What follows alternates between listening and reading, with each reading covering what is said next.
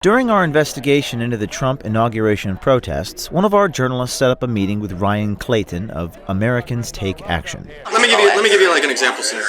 Okay. Right. So, say Mr. Simon gives us $50,000. Mm-hmm. What we do is hire a bunch of volunteer organizers.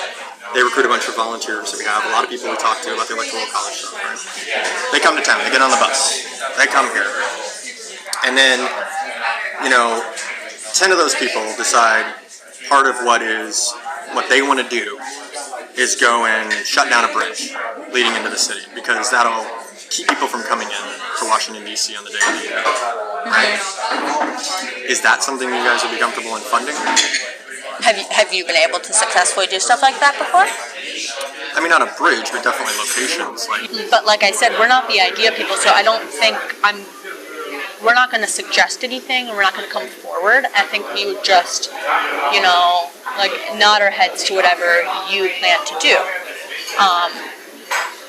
So is there a line for you, or are you willing to kind of go all in? Yeah. Are you trying to get me to say we want to help, we want to fund you guys shutting down a bridge? I keep asking that. And like I said, we're not suggesting anything. We just want to, help move along what other people are planning or want to do.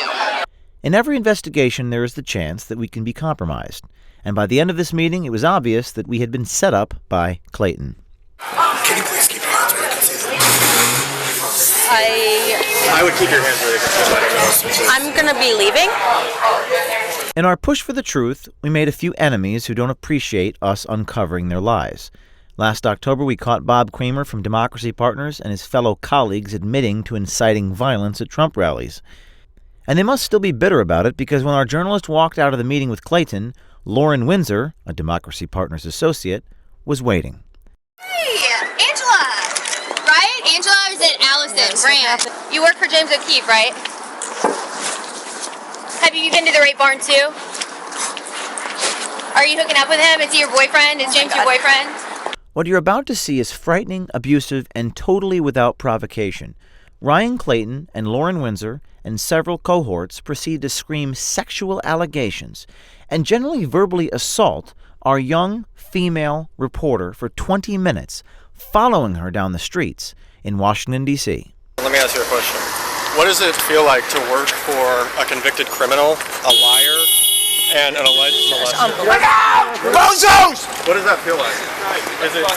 Is it a good job? I just want to know, what's it like to work for a liar, a convicted criminal, and an alleged molester, James O'Keefe? What is that like? Is it like good when you go home for the holidays? You're like, hey, Mom and Dad, I work for an alleged sex molester. Is that like fun? At one point, Clayton followed her into a cab, uninvited, after the young female reporter continuously asked to be left alone. I'm being ambushed. Is this one for you? Oh, hey. I'm good. Hi, can I please get in? Oh, do not get in this taxi. Sorry. I am literally being attacked right now. There are so many people with cameras following me, and they're got in my taxi. Do you think it's a Christian thing to do? To lie about who you are? I told you who I actually am and what I actually do.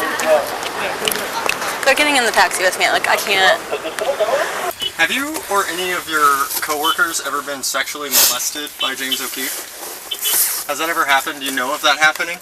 What do you think about working for an alleged serial molester? Bear in mind, as you watch this, the only thing our reporter did is show up to that dinner and ask questions, which is the job of an investigative reporter. Hitch.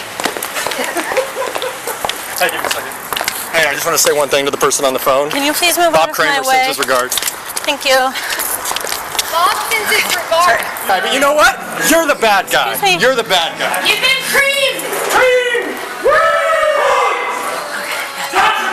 And then, last night, Ryan Clayton's anger and irrational behavior reared its ugly head again. James O'Keefe, it's no secret that he does things deceptively. All the girls know about the It's all right. And allegations sexually. Best not to tell them about your naughty and okay. As you can see, Ryan Clayton, a friend of Bob Kramer, interrupted my talk at a private invitation-only event, screaming on the mic and pushing people around attempting to, as they say, bird dog me or cause havoc. Clayton was ejected from the restaurant and the police were called. I confronted him outside as he was surrounded by NYPD about the ridiculous and libelous allegations.